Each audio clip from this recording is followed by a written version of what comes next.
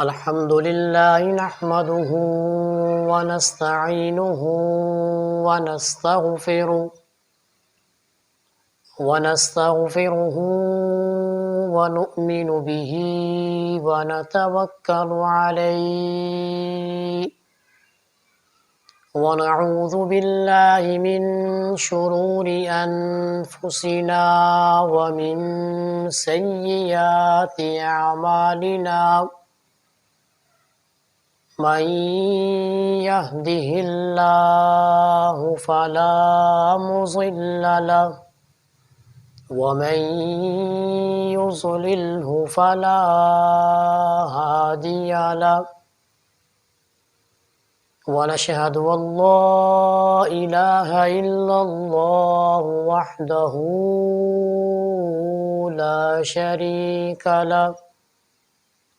ونشهد أن سيدنا ومولانا محمدا عبده ورسوله أما بعد فأعوذ بالله من الشيطان الرجيم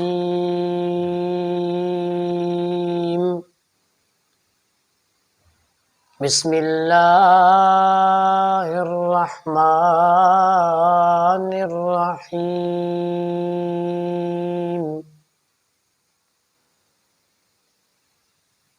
قال الله تبارك وتعالى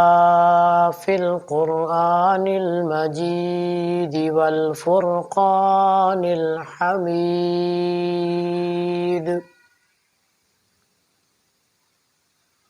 يا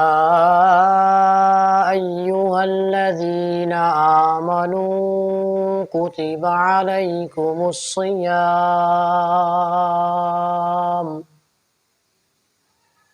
كما كتب على الذين من قبلكم لعلكم تتقون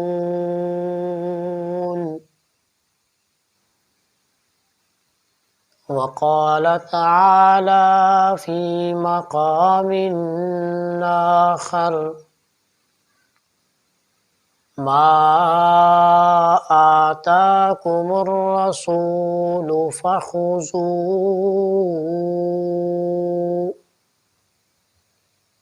وما نهاكم عنه فانتهوا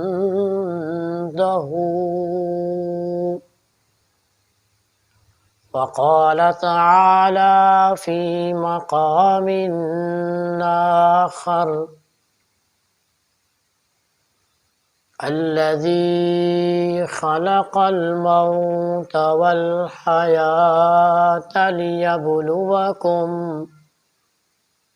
ليبلوكم أيكم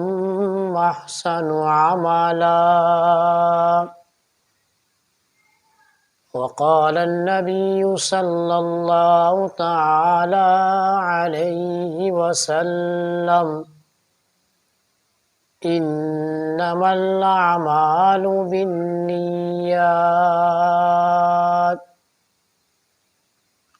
وقال النبي صلى الله تعالى عليه وسلم لا يؤمن أحدكم حتى أكون هواه تبعا لما جئت به وقال النبي صلى الله تعالى عليه وسلم إنما الأعمال بالخواتيم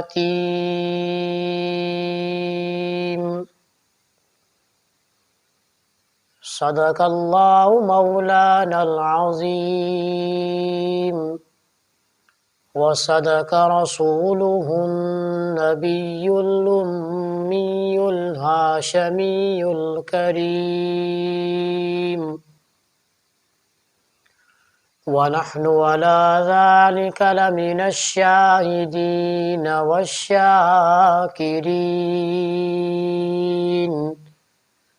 والحمد للہ رب العالمین۔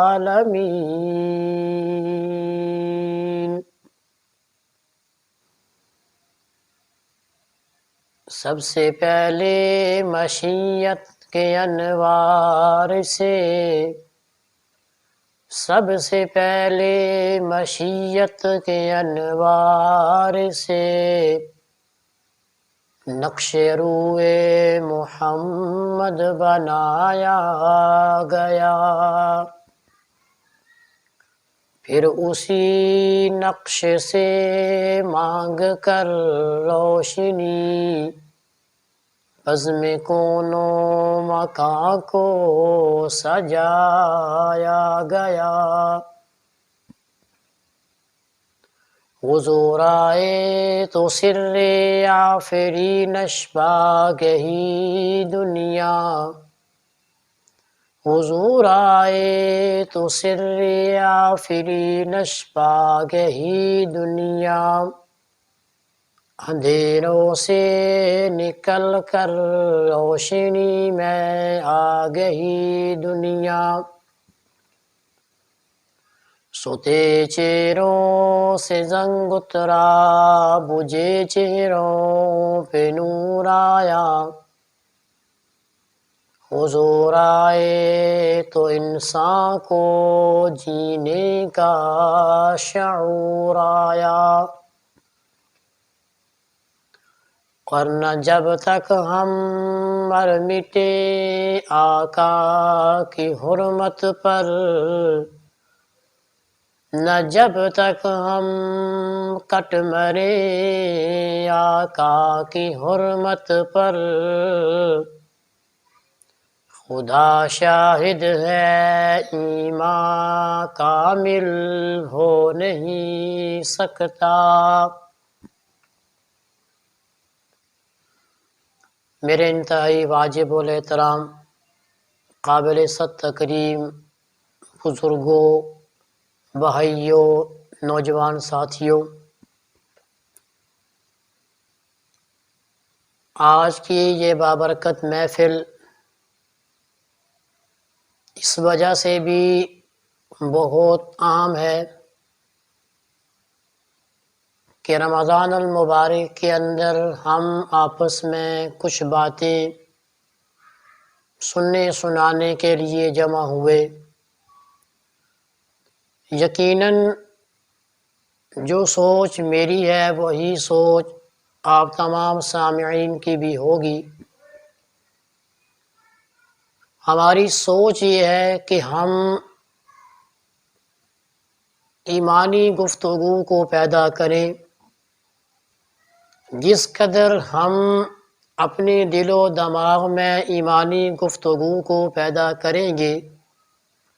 ہمارا اٹھنا بیٹھنا چلنا پھرنا سونا جاگنا تمام کی تمام زندگی جب ہماری اس فکر میں گزرے گی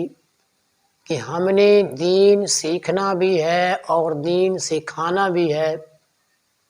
تو پھر ہمارا چلنا بھی عبادت، ہمارا رکنا بھی عبادت، ہمارا کھانا بھی عبادت، ہمارا پینا بھی عبادت، ہمارا سونا بھی عبادت، ہمارا جاگنا بھی عبادت، ہمارا تجارت کرنا بھی عبادت، ہمارا کاروبار کرنا بھی عبادت، ہمارا کھیتی باڑی کرنا بھی عبادت۔ الغرض ہم جب اپنی سوچ کو دین محمدی کی سوچ کے ساتھ جوڑیں گے تو پھر ہمارے سر کے بالوں سے لے کر پاؤں کے ناخن تک، صبح سے لے کر شام تک اور شام سے لے کر صبح تک 24 گھنٹے کی زندگی ہماری عبادت بن جائے گی۔ لیکن یہ 24 گھنٹے کی زندگی ہماری عبادت کیسے بنے گی؟ اس کے لیے اللہ تبارک و تعالی نے ہمیں قرآن بھی دیا اور اپنے حبیب کا فرمان بھی دیا، ہمیں قرآن کی صورت میں بھی ایک رہنما ملا، ہمیں حدیث کی صورت میں بھی ایک رہنما ملا۔ ہمارے سامنے اللہ تبارک و تعالی نے دو ایسے روشن راستے رکھ دیے کہ جن کی روشنی میں چلنے والا کبھی ناکام نہیں ہوتا، کہ جن کو اپنا راہ بنا لینے والا، جن پر اپنی شب و روز صرف کر دینے والا دنیا کے اندر بھی کامیاب ہوا اور مرنے کے بعد آنے والی ہمیشہ ہمیشہ کی زندگی بھی وہ اپنی کامیاب بنا گیا۔ میں نے آپ کے سامنے قرآن مجید فرقان حمید کی چند آیات اور جناب محمد الرسول اللہ صلی اللہ تبارک و تعالی علیہ وسلم کی چند احادیث آپ کے سامنے رکھی۔ مختصر سے مختصر وقت کے اندر ان آیات اور احادیث کا خلاصہ آپ کے سامنے رکھنا چاہوں گا، اس لیے مجھے آپ کی توجہ کی ضرورت ہے۔ ہمارے استاد جی فرمایا کرتے ہیں کہ جس وقت سننے والے توجہ کے ساتھ بات سن رہے ہوں، ان کی توجہ بات کرنے والے کی طرف ہو، ان کا دھیان اس بات کی طرف ہو کہ سامنے بولنے والا کیا بول رہا ہے، تو پھر اللہ کی طرف سے بولنے والے پر خصوصی رحمت اترتی ہے، جس رحمت میں آ کر وہ ایسے الفاظ ادا کرتا ہے، وہ ایسی گفتگو ادا کرتا ہے کہ جو اس کے لیے بھی اور سامعین کے لیے بھی خیر کا ذریعہ بنتی ہے۔ تو میں آپ سے بھی اور جہاں جہاں تک میری آواز جا رہی ہے ان سب سے گزارش کروں گا کہ مختصر وقت کے اندر میں نے اپنی بات کو سمیٹنا ہے، اس لیے اگر آپ کا دھیان میری گفتگو کی طرف ہوگا تو میں اچھے انداز میں آپ سے بات کر سکوں گا۔ سامعین گرامی، میں نے ایک آیت آپ کے سامنے یہ پڑھی کہ یا ایھا الذین آمنوا کتب علیکم الصیام کما کتب علی الذین من قبلکم لعلکم تتقون۔ اس آیت کو پڑھنے کا مقصد کیونکہ ابھی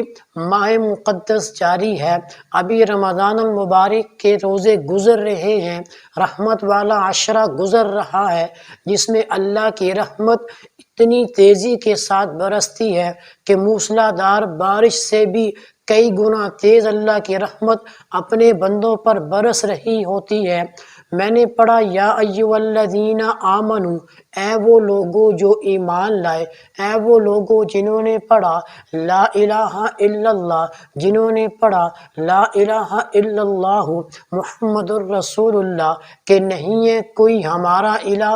مگر اللہ، نہیں ہے کوئی ہمارا معبود مگر اللہ، نہیں ہے کوئی عبادت کے لائق مگر اللہ، نہیں ہے کوئی رکوع کے لائق مگر اللہ، نہیں ہے کوئی سجدے کے لائق مگر اللہ۔ یہ ہم نے اقرار کیا، اقرار کرنے کے بعد ہمارے ساتھ یہ لیبل لگا کہ ہم مومنین میں آگے، ہم ان لوگوں میں آگے جنہوں نے اللہ پر ایمان لایا، ہم ان لوگوں میں آگے جنہوں نے اللہ کے حبیب پر ایمان لایا، ہم ان لوگوں میں اپنا شمار کر چکے جنہوں نے کم و بیش 1,24,000 انبیاء کو تسلیم کیا، ہم ان لوگوں میں آگے جنہوں نے آسمانی کتابوں کو مانا۔ کیسے مانا کہ آمنت باللہ، میں ایمان لایا اللہ پر، وملائکتہ،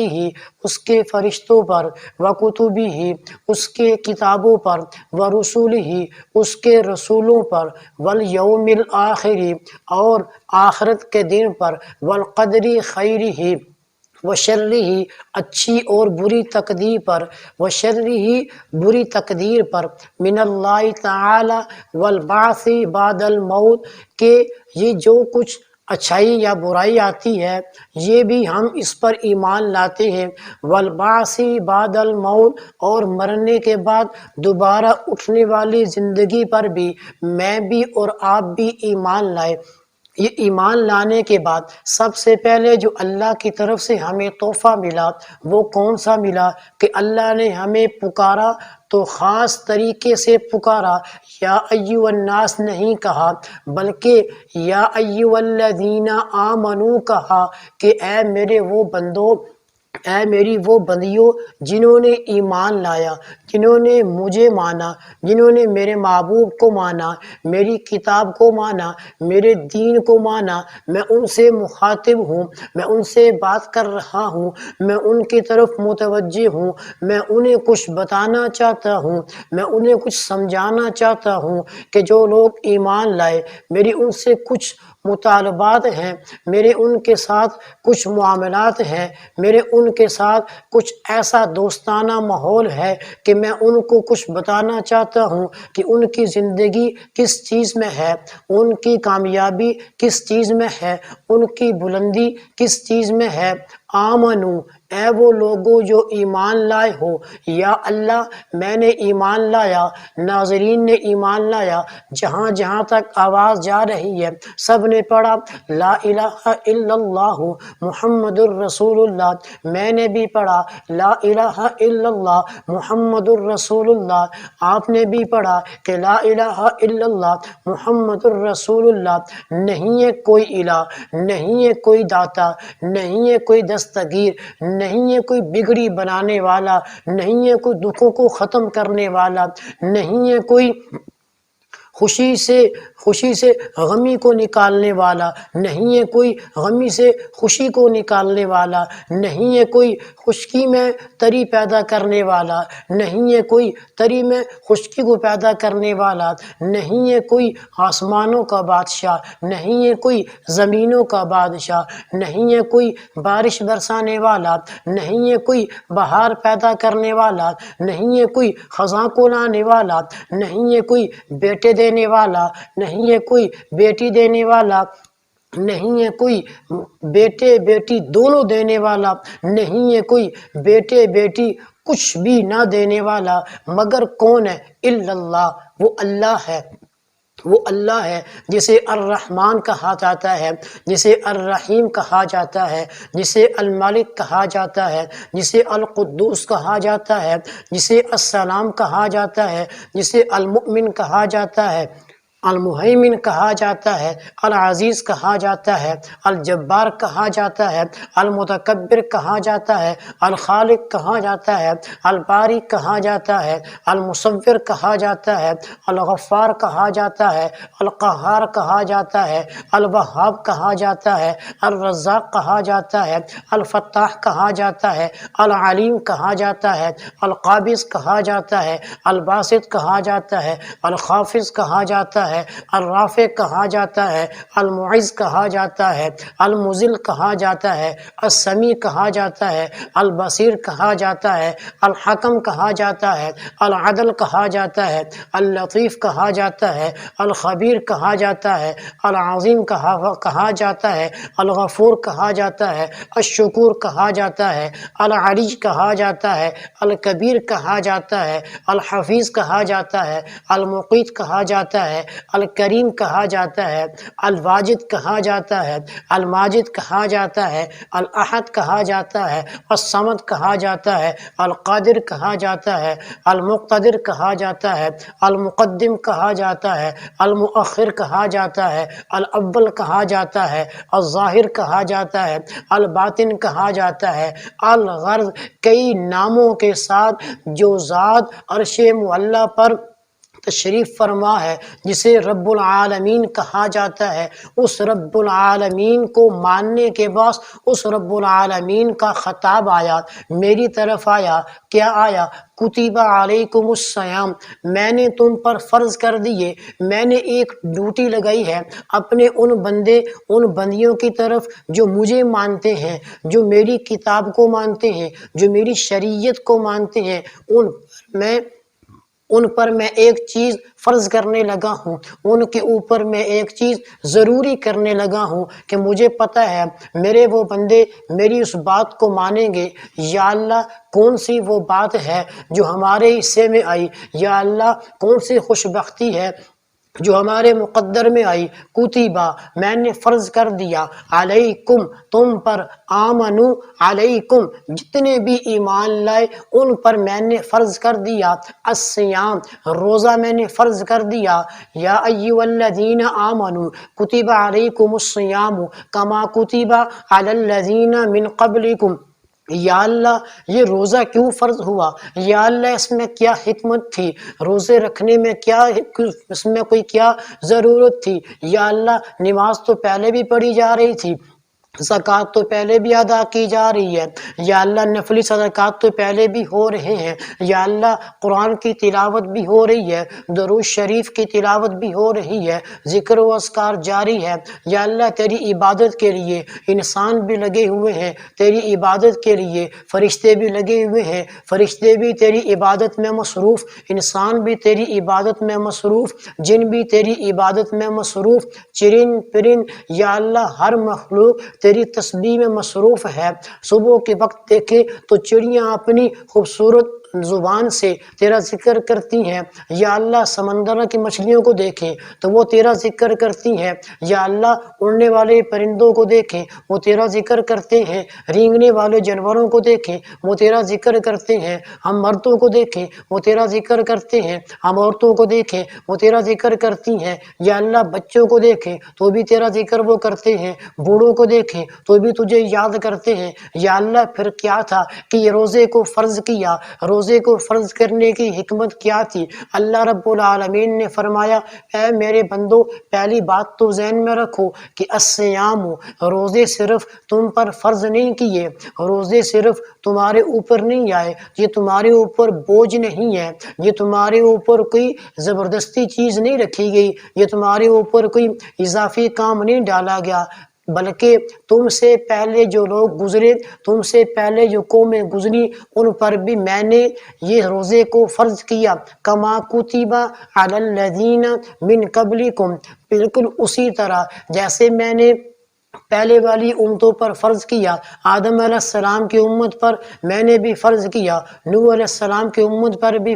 روزے فرض تھے، ابراہیم علیہ السلام کی امت پر بھی روزے فرض تھے، موسیٰ علیہ السلام کی امت پر بھی روزے فرض تھے، الغرض 1,24,000 انبیاء جو دنیا میں آئے ان پر بھی میں نے روزوں کو فرض کیا، بس اس میں صرف روزے کی نوعیت مختلف تھی، ان میں روزے کی ترتیب تھوڑی سی مختلف تھی، بکھرے بکھرے روزے تھے، کبھی تو ایام 20 کے روزے تھے، کہیں 30 دن کے روزے تھے، کہیں 40 دن کے روزے تھے، کہیں 24 گھنٹے کے روزے تھے۔ تو میں نے اپنے نبی کے صدقے سے میں نے آپ کو ایک ایسا مہینہ دیا جس کو رمضان کہا جاتا ہے، ایک ایسا مہینہ دیا کہ اس مہینے میں نے تمہیں روزے رکھ کر تمہیں کوئی تڑپایا نہیں، تمہیں کوئی بھوکا نہیں رکھا، تمہیں کوئی پیاسا نہیں رکھا، یا تمہارے بھوکے رہنے سے مجھے کوئی فائدہ نہیں ہوا، تمہارے پیاسے رہنے سے مجھے کوئی فائدہ نہیں ہوا، میں نے اس وجہ سے تمہیں بھوکا نہیں رکھا کہ شاید میرے خزانے میں پانی کم ہو گیا ہے، نہیں ایسی بات نہیں، میں نے تمہیں کھانے سے روکا، اس وجہ سے نہیں روکا کہ شاید میرے خزانے میں کھانا کم ہو گیا ہے، نہیں، میرے خزانے شروع سے بڑے ہیں، آخر تک بڑے رہیں گے، ان میں ایک رائی کے برابر بھی کمی نہیں آئی۔ یا اللہ پھر یہ ہمیں بھوکا رکھنے کی حکمت کیا تھی؟ یا اللہ پھر ہمیں یہ پیاسا رکھنے کی حکمت کیا تھی؟ اللہ نے فرمایا، میرے بندو ہاں مجھے پتہ ہے کہ تمہارے دلوں میں یہ سوال پیدا ہو رہا ہے، تمہارے دل دماغ میں یہ سوال گردش کرتا ہے کہ جب اللہ کے خزانوں میں کوئی کمی نہیں تھی تو پھر اللہ نے بھوکا کیوں رکھا؟ جب اللہ کے خزانے میں کوئی کمی نہیں تھی تو اللہ نے پیاسا کیوں رکھا؟ تو اللہ تبارک و تعالی نے ساتھ ہی اس جملے کو ذکر کر کے ہمارے شکوک و شبہات کو ختم کر دیا، لعلکم تتقون، میں یہ چاہتا ہوں کہ میرے بندے متقی بنے، میرے بندے پرہیزگار بنے، میرے بندے تقوی والے بنے۔ یا اللہ لعلکم تتقون، اس روزے سے ہی کیوں؟ یا اللہ نماز بھی تو پڑھی جا رہی تھی، یا اللہ زکوٰۃ بھی تو ادا کی جا رہی رہی تھی تو اللہ نے فرمایا میرے بندو ایک بات یہاں سوچنے کی ہے، ذرا ایک دیر کے لیے تم سوچو تو صحیح، لعلکم تتقون، کہ تم متقی بن جاؤ۔ بات یہ ہے کہ آپ نماز پڑھتے ہیں تو سارے دیکھ رہے ہیں کہ یہ بندہ نماز پڑھ رہا ہے، آپ نے زکوٰۃ ادا کی تو ہر ایک کو پتا، ہاں آپ کو بھی پتا، زکوٰۃ لینے والے کو بھی پتا کہ آپ نے اللہ کے راستے میں زکوٰۃ دی، آپ نے نفلی صدقہ کیا تو بھی دو چار بندوں تک یہ بات پہنچ گئی۔ اسی طرح آپ نے کچھ اور اللہ کے راستے میں خرچ کیا یا تلاوت کی یا درود پڑھا تو اور بھی دو چار بندوں کو آپ کے اس عمل کا پتہ لگ جائے گا، جس کی وجہ سے اس میں ریا آ سکتا ہے، اس میں دکھلاوا آ سکتا ہے۔ جب اس میں معمولی سی ملاوٹ آئی تو اس عبادت میں، اس عمل میں وہ جان نہ رہی جو جان اس عمل میں ہے، جسے میں نے الصیام کہا۔ کیوں اس میں کیوں جان ہے، اس میں کیوں طاقت ہے؟ اس لیے کہ جب آپ نے روزہ رکھا تو صرف یہ آپ کو پتا یا آپ کے رب العالمین کو پتا، میں نے روزہ رکھا تو صرف مجھے پتا یا میرے رب کو پتا۔ یہ ایسا عبادت والا، یہ ایک ایسا جز جسے روزہ کہا جاتا ہے، اس میں اتنی طاقت کیوں آئی؟ کیونکہ اس کا تعلق بہت زیادہ اللہ رب العالمین کے ساتھ ہے کہ یہ کام جب آپ کریں گے تو دوسرے کو پتہ نہ پتہ چلے لیکن رب کو پتہ چلے گا کہ یہ بندہ بھوکا میری وجہ سے ہے، اس بندے نے بھوک برداشت کی تو میری وجہ سے، اس بندے نے پیاس برداشت کی تو میری وجہ سے۔ اب ہونا کیا چاہیے تھا کہ اللہ تعالیٰ اس کا اجر متعین کر دیتے، لیکن اللہ تبارک و تعالیٰ نے اس کا اجر متعین نہیں کیا، بلکہ حدیث قدسی کے الفاظ کہ الصوم لی وانا اجزی بہ، کہ روزہ میرے لیے ہے اور میں ہی اس کی جزا دوں گا۔ مطلب یہ ہے کہ آپ نماز پڑھیں گے، اس کا بدلہ دنیا میں آپ کو ملے گا، کہ لوگ آپ کو نمازی کہیں گے، لوگوں کے اندر آپ کی شہرت ہو جائے گی، آپ زکوٰۃ دیں گے، لوگ آپ کو سخی کہیں گے، لوگوں کے اندر آپ کی شہرت ہو جائے گی۔ اسی طرح آپ نوافل پڑھیں گے تو لوگوں کے اندر آپ کا مقام بنے گا۔ جو میں اور آپ عبادت کریں گے اس کا بدلہ اللہ تبارک و تعالی دنیا میں ہمیں دے رہے ہیں، اور دنیا میں معاشرے میں عزت کے طریقے سے ہمیں وہ چیز ملتی ہے کہ معاشرے میں ہماری عزت ہوتی ہے۔ اس کی وجہ یہ ہوتی ہے ہمارا عبادت کرنا، ہمارا نماز پڑھنا، ہمارا قرآن پڑھنا، ہمارا زکوٰۃ دینا، ہمارا حج کرنا، ہمارا نفلی صدقہ خیرات دینا۔ لیکن جب روزے کی باری آئی تو اللہ تبارک و تعالیٰ نے اس کا ثواب کسی کو نہیں دیا کہ فرشتوں تم جاؤ تقسیم کرو، فرشتوں اس کا بدلہ تم دو، بلکہ فرمایا کہ الصوم لی، کہ روزہ میرے لیے ہے۔ اس بندے نے بھوک اور پیاس کو میرے لیے برداشت کیا، یہ بندہ حلال کام بھی اس نے چھوڑے تو میری وجہ سے چھوڑے، اس نے حلال چیزوں کو بھی ایک وقت مقررہ تک چھوڑا تو میری وجہ سے، کہ میرا حکم تھا۔ اب میں اپنے بندے کو وہ اعزاز دوں گا کہ جو کسی عبادت میں اس کو نہیں ملتا۔ وہ اعزاز کیا ہے؟ وَأَنَا أَجْزِي بِهِ، کہ میں اس کا میں رب العالمین خود اس روزے کا بدلہ اس کو دوں گا۔ اور وہ بدلہ کیا ہوگا؟ وہ بدلہ اللہ کی طرف سے یہ چیز ہوگی کہ جو پوری تمام عبادات میں کسی چیز میں نہیں ملتی وہ اللہ تعالیٰ خود اس کو دیں گے، اور جو چیز بادشاہ خود ہمیں دے دے اس میں زیادہ لذت ہوتی ہے ان چیزوں سے کہ بادشاہ اپنے وزیروں کو کہہ کر ہمیں کچھ انعام دے۔ یہ چیز تو یہاں پر ہمیں سمجھنی چاہیے کہ روزہ اللہ تبارک و تعالیٰ کا خاص وہ تحفہ ہے جو اللہ نے ہمیں عنایت کیا۔ اب ہم دیکھتے ہیں کہ اللہ رب العالمین لعلکم تتقون سے ہماری کیا تربیت فرمانا چاہتے ہیں۔ لعلکم تتقون سے ہمیں متقی بنانے کا فلسفہ کیا ہے؟ تو میرے دوستو اس کا فلسفہ یہ ہے کہ جس طرح میں اور آپ نے رمضان المبارک کے روزوں میں کھانے کو بھی چھوڑا، پینے کو بھی چھوڑا اور ازدواجی تعلق کو بھی چھوڑا، ایک وقت مقررہ تک یہ چھوڑ کر ہم نے یہ بتایا کہ یا اللہ اگر آپ کا حکم آ جائے حلال چیز کو چھوڑنا ہے تو ہم چھوڑ دیں گے، یا اللہ اگر آپ کا حکم آ جائے کہ پانی نہیں پینا ہم پانی نہیں پئیں گے، یا اللہ اگر آپ کا حکم آ جائے کھانا نہیں کھانا ہم کھانا نہیں کھائیں گے۔ اسی طرح حلال جو بھی چیز یا اللہ آپ نے کی، اگر آپ کا حکم آ جائے کہ وہ کام نہیں کرنے، ہم اپنے سر کو جھکا لیں گے، ہم بات مان لیں گے، ہم وہ حلال کام بھی نہیں کریں گے۔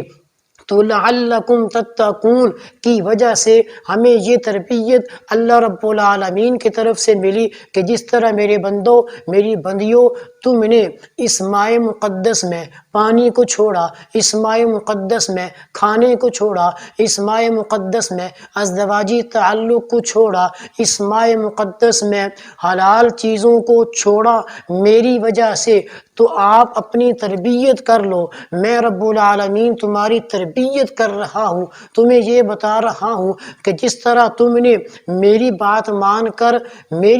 مان کر ایک مخصوص وقت تک کھانے پینے اور ازدواجی تعلق کو چھوڑا، تو اسی طرح غیر رمضان میں بقیہ 11 مہینوں میں بقیہ زندگی میں تم نے حرام کاموں کو بھی اسی طرح چھوڑنا ہے جس طرح تم نے رمضان المبارک کے مہینے میں حلال کاموں کو چھوڑا ہے۔ یہ تربیت ہے کہ بقیہ 11 مہینوں میں جھوٹ کو بھی چھوڑ دوں، میں غیبت کو بھی چھوڑ دوں، میں چغلی کو بھی چھوڑ دوں، میں بہتان کو بھی چھوڑ دوں، میں چوری کو بھی چھوڑ دوں، میں گالی گلوچ کو بھی چھوڑ دوں، میں ہر برے کام کو چھوڑ دوں، آنکھوں کا غلط استعمال چھوڑ دوں، کانوں کا غلط استعمال چھوڑ دوں، ہاتھوں کا غلط استعمال چھوڑ دوں، پاؤں کا غلط استعمال چھوڑ دوں، دل دماغ کا غلط استعمال چھوڑ دوں۔ یہ میری تربیت براہ راست اللہ رب العالمین کی طرف سے ہوئی کہ جس طرح میں نے اللہ رب العالمین کے حکم پر حلال چیزوں کو چھوڑا، اسی طرح مجھے اللہ کی طرف سے حکم ہے کہ تم نے حرام کردہ چیزوں کو بھی ہمیشہ ہمیشہ کے لیے چھوڑ دینا ہے۔ اب یہ چیزیں ہوئی روزے کا فلسفہ لعلکم تتقون۔ دوسری آیت کے اندر ما آتاکم الرسول فخذوا وما نہاکم عنہ فانتہوا، آیت کا مختصر ترجمہ اور خلاصہ سمجھ لیجئے کہ اللہ کے نبی کا یہ فرمان ہے کہ اللہ تبارک و تعالیٰ کا فرمان ہے کہ ما آتاکم الرسول، جو تمہیں تمہارا رسول دے، تمہارا نبی دے، فخذوا، اس کو مضبوطی سے پکڑ لو، اس کو اچھی طرح اپنے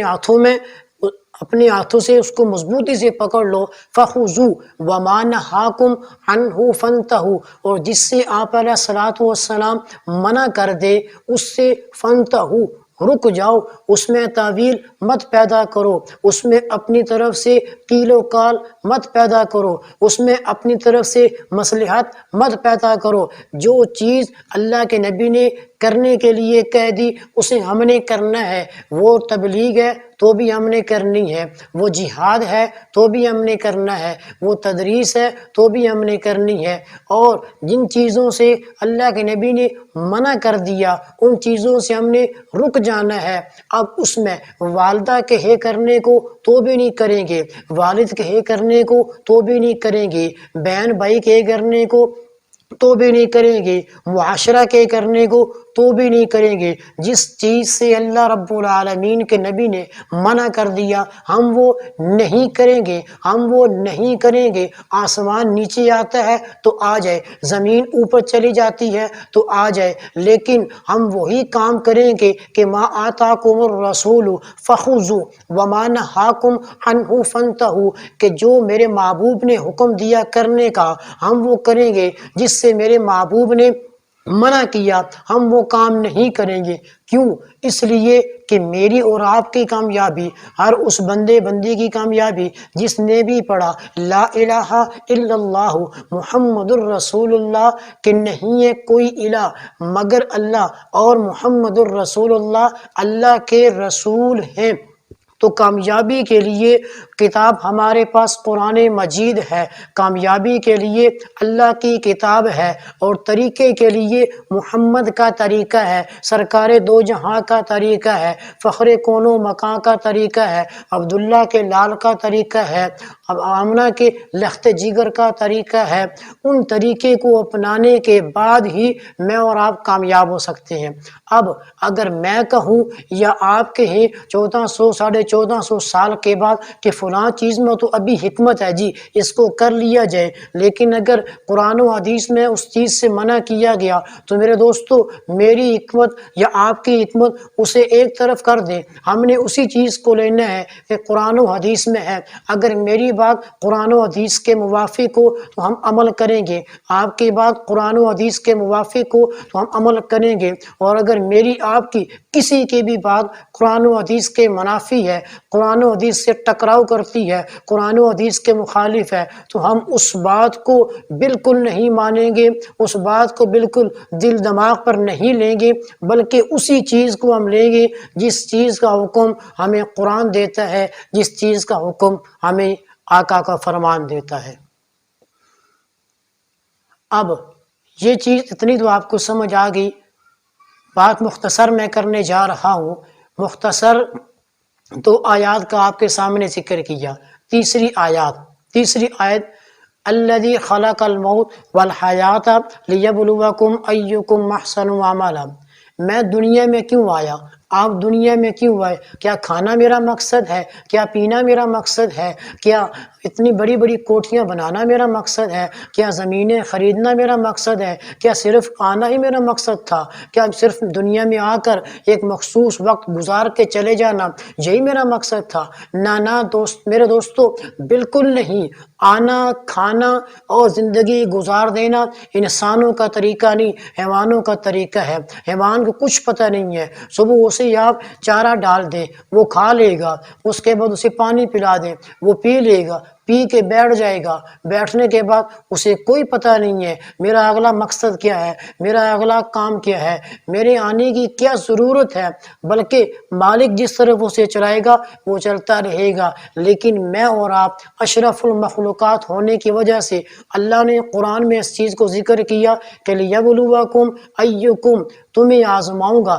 زندگی دے کر آزماؤں گا، تمہیں آزماؤں گا، موت دے کر آزماؤں گا، زندگی ملی تو بھی آزمائش کہ میں کتنے نیک اعمال کرتا ہوں، میں کتنے ایسے کام کرتا ہوں جس سے میرا خدا مجھ سے راضی ہوتا ہے، میں کتنے ایسے کام کرتا ہوں جس سے میرا خدا مجھ سے ناراض ہوتا ہے۔ لیبلوکم، میرا اللہ مجھے آزمائے گا، ایکم احسن عملا، نیک اعمال کرے گا کون؟ نیک اعمال، نماز کون پڑھے گا، روزہ کون رکھے گا، زکوٰۃ کون ادا کرے گا؟ کیا اس ڈر سے ہم روزہ رکھنا چھوڑ دیں کہ میں کمزور ہو جاؤں گا، میں کمزور ہو جاؤں گا تو میں روزہ نہ رکھوں؟ نہیں، اگر میں نے روزہ رکھا اس لیے کہ اللہ کی طرف سے یہ حکم ہے تو انشاءاللہ ثم انشاءاللہ میں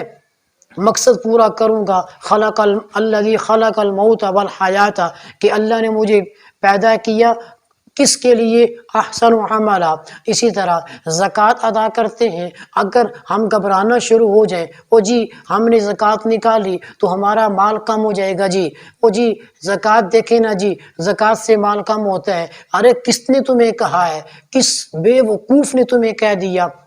کہ زکوٰۃ سے مال کم ہوتا ہے؟ زکوٰۃ سے مال کم ہوتا ہے جو تمہاری آنکھیں نہیں دیکھ سکتی، شریعت نے وہ فوائد میرے اور آپ کے لیے رکھے ہوئے ہیں۔ آپ زکوٰۃ ادا کریں، سالہ سال آپ کا مال ہلاک ہونے سے بچ جائے گا۔ آپ زکوٰۃ ادا کریں، کل مرنے کے بعد وہ مال آپ کے لیے وبال جان نہیں بنے گا۔ آپ زکوٰۃ ادا کریں، اللہ کی طرف سے اس میں اتنی برکت آ جائے گی کہ آپ خود حیران ہو جائیں گے۔ اگر میں نے قرآن پڑھا، میں نے نماز پڑھی، میں نے روزہ رکھا، میں نے زکوٰۃ دی، میں نے حج کیا، میں نے ہر نیک کام کیا تو انشاءاللہ پھر میں اور آپ احسن عملا کو اپنا کر اپنے آپ کو کامیاب بنا سکتے ہیں۔ لیکن اگر میں نے ان میں کیلو کال کیا، وہ جی کام ختم نہیں ہوتا، وہ جی دکان سے لیٹ فارغ ہو کے آتے ہیں، وہ جی میرے کپڑے ناپاک ہیں، وہ جی روزے تو صحت مند آدمی رکھ سکتے ہیں، وہ جی زکوٰۃ ادا کرنا تو ہمارے بس کی بات نہیں ہے۔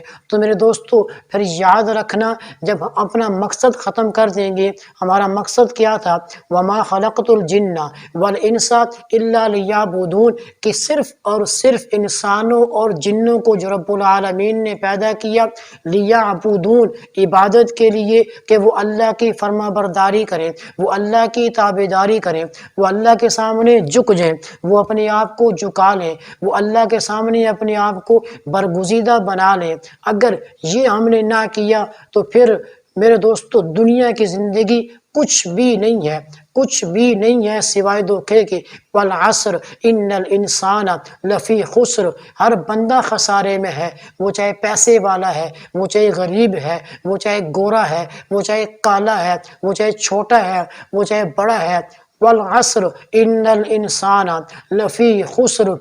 یا اللہ پھر کامیاب کون ہے؟ یا اللہ پھر وہ کون سے لوگ ہیں جو کامیاب ہو جائیں گے، جن کی دنیا بھی جنت بنے گی، جن کی آخرت بھی جنت بنے گی، جن کی قبر بھی جنت بنے گی؟ تو اللہ تبارک و تعالیٰ نے فرمایا اِلَّا الَّذِينَ آمَنُوا، وہ لوگ جو ایمان لائے، وَعَمِلُوا الصَّالِحَاتِ، نیک اعمال کیے، وَتَوَاصَوْا بِالْحَقِّ، اور حق کے ساتھ انہوں نے نیک اعمال کو اپنایا، وتواصوا بالصبر، اور صبر کو اپنے دامن کے ساتھ مضبوطی سے پکڑے رکھا۔ جن کے پاس صبر بھی ہو، جن کی زبان حق گو بھی ہو، سچ بولنے والی بھی ہو، جن کے دل دماغ میں ایمان بھی ہو، اور جن کے اعمال بھی نیک ہوں، یہ چار چیزیں ان لوگوں کی ہیں جو کامیاب ہیں۔ اب آئیے تھوڑی دیر کے لیے میں اور آپ اپنا موازنہ کرتے ہیں کہ کیا یہ چار چیزیں میں کرتا ہوں؟ کیا میرا ایمان اتنا پختہ ہے؟ کیا میں نیک اعمال کرتا ہوں؟ کیا میں حق بات کہتا ہوں؟ کیا میں صبر رکھتا ہوں؟ تو اگر یہ چیزیں ہم میں موجود ہیں تو ہمیں اللہ کا شکر ادا کرنا چاہیے، اور اگر نہیں ہے تو ہمیں اللہ سے مانگنا چاہیے کہ یا اللہ یہ ہماری جو بقیہ زندگی ہے اس کو یا اللہ اپنے تابع فرما لے، یا اللہ اس کو شریعت کے تابع کر دے، اتنا تابع کر دے کہ میری نماز حقیقی معنوں میں نماز بنے، اتنا تابع کر دے کہ میرا روزہ حقیقی معنوں میں روزہ ہو، اتنا تابع کر دے کہ مجھے زکوٰۃ نکالنے میں کوئی ڈر نہ ہو، اتنا یا اللہ مجھے اپنے قریب کر دے، اپنے دین کے تابع کر دے کہ میں جو کام بھی کروں وہ شریعت کے مطابق ہو، تاکہ میری دنیا بھی جنت بنے اور میری آخرت بھی جنت بنے۔ تو سامعین گرامی، یہ مختصر سی چیزیں ہم نے آپ کے سامنے رکھی، جس میں ہم نے مختصر آپ کے سامنے کچھ مقصد بیان کیا۔ روزے کا مقصد کہ تمام عبادت کا مقصد تو اللہ تعالیٰ فرشتوں کی شکل میں دیتے ہیں۔ ایک روزہ ایسی عبادت ہے، ایک روزہ ایسی خاص اللہ کی طرف سے نعمت ملی ہے کہ جس کا بدلہ خود اللہ رب العالمین دیں گے۔ ایک چھوٹی سی مثال آپ کے سامنے رکھ کر ختم کروں گا۔ آپ سے پوچھنا چاہوں گا، ایک آپ کی تمنا ہو کہ آپ کوئی تحفہ لینا چاہتے ہیں اپنے کسی بڑے آدمی سے، مثال کے طور پر آپ اس کو یوں سمجھیں کہ کوئی ملازم کسی کے ہاں کام کرتا ہے، اب کافی سارے ملازم ہیں وہ کام کرتے ہیں، کام کرنے کے دوران کچھ ملازمین کو تنخواہ یا کچھ بھی تحفے تحائف وہ وزیر کے ذریعے سے ملتے ہیں، وہ بادشاہ کے جو وزراء ہیں ان کے ذریعے سے ان کو انعام دیا جاتا ہے، مگر اس میں اگر دو چار ایسے آدمی ہوں کہ جن کو انعام خود بادشاہ اپنے ہاتھوں سے دے تو انعام تو انہوں نے بھی لیا، لیکن وزیروں سے جو وصول کرنے والے ہیں انہیں اتنی خوشی نہیں ہوگی جتنی خوشی بادشاہ سے انعام کا بدلہ وصول کرنے والے کے لیے ہوگی۔ تو یہاں پر بھی ایسے ہی ہے کہ باقی عبادات کا ثواب اللہ تعالیٰ فرشتوں کے ذریعے ہمیں دیتے ہیں، اور روزے کا ثواب اللہ تعالیٰ خود ہمیں دیں گے۔ تو اللہ تبارک و تعالیٰ سے دعا ہے کہ اللہ تعالیٰ ہمیں روزوں کی قدر کرنے کی توفیق عطا فرمائے، اور ہمیں قرآن کی تلاوت کرنے کی بھی توفیق عطا فرمائے۔ وآخر دعوانا ان الحمد للہ رب العالمین۔